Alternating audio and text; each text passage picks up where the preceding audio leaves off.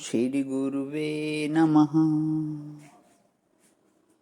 गुरुर्ब्रह्मा गुरुर्विष्णु गुरुर्देवो महेश्वरा, गुरुर्साक्षात् परब्रह्म तस्मै श्री गुरुवे नमः। ओम शांति शांति शांति।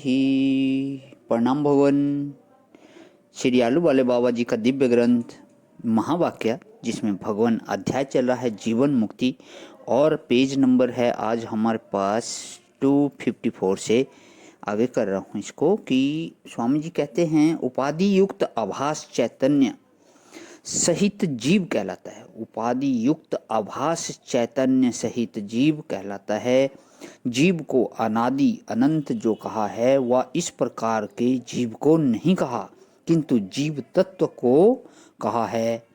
जीव का जो उपाधि वाला स्वरूप है वह वास्तविक जीव नहीं है। जीव का वास्तविक तत्व शुद्ध आत्मा ही है। शुद्ध आत्मा को कभी बंधन है नहीं। उपाधि युक्त जीव में भी बंधन उपाधि से है। विचार से तो उपाधि में भी बंधन सिद्ध नहीं होता। अज्ञान उपाधि और चैतन्य को एक करता है। अज्ञान जो है उपाधि और चैतन्य को एक करता है। इससे अज्ञान की एकता में बंधन है। अज्ञान से बंधन है और अज्ञान में बंधन है। अज्ञान के कारण बंधन आत्मा में प्रतीत होता है। अज्ञान की निवृत्ति और अपने स्वरूप के बोध को मोक्ष स्वरूप कहते हैं। अज्ञान की निवृत्ति मोक्ष है और परम पद की प्राप्ति मोक्ष स्वरूप है। अज्ञान वाले जीव भाव का निवृत्त होना मोक्ष है। अज्ञान भाव रूप है, अज्ञान भाव रूप है, इसलिए अज्ञान भाव की निवृत्ति का नाम मुक्ति है। अज्ञान भाव है और उसकी दृढ़ता स्थूल शरीर आदि जगत है। भाव की निवृत्ति से भाव से हुआ स्थूल शरीर आदि जगत अवश्य निवृत्त होता है। जिसके भाव की निवृत्ति हो गई है, स्थूल शरीर की निवृत्ति अभी नहीं हुई है, ऐसा शरीरधारी जीवन मुक्त कहलाता है। वाह, कितनी गजब परिभाषा दी। जिसके भाव की निवृत्ति हो गई है, स्थूल शरीर की निवृत्ति अभी नहीं हुई है, ऐसा शरीरधारी जीवन मुक्त कहलाता है। इसमें कोई ऐसी शंका करते हैं कि शरीर आदि जगत का उपादान कारण अज्ञान है। जब अज्ञान निवृत्त हो गया तब शरीर भी ना रहना चाहिए, इसलिए जीवन मुक्त महात्मा नहीं हो सकता।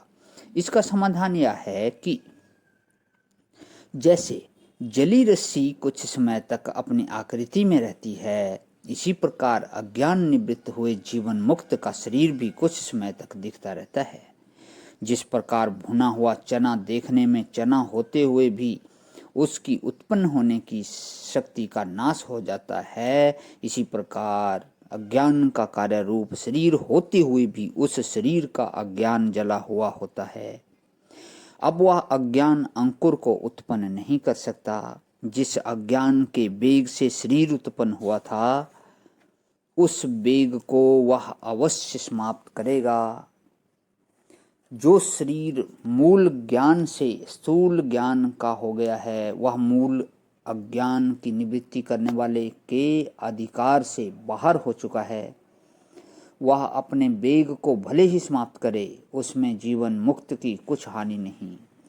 जिसका मैं और मेरा भाव अशेष हुआ है, जिसका जगत में से विष उड़ गया है, जगत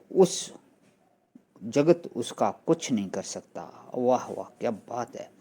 जिसका मैं और मेरा भाव अशेष हुआ है, जिसका जगत में से विष उड़ गया है, जगत उसका कुछ नहीं कर सकता। जो जगत विष रूप था, अब उसके लिए परमानंद रूप हुआ है।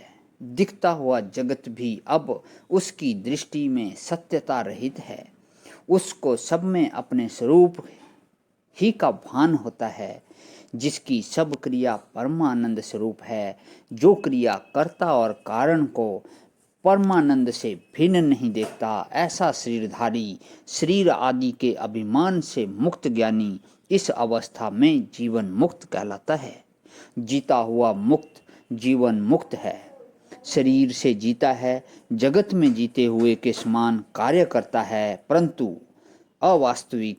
ऐसे अज्ञान के निवृत्त होने से जो मुक्त है वह जीवन मुक्त कहलाता है। जीवन मुक्त ही परम उपदेशक होता है। अज्ञानी न होकर जो अज्ञानियों को उपदेश देने में समर्थ है, जो शरीर होते हुए भी अशरीर है, वह जीवन मुक्त है। प्रणाम भवन। ओम शांति शांति शांति।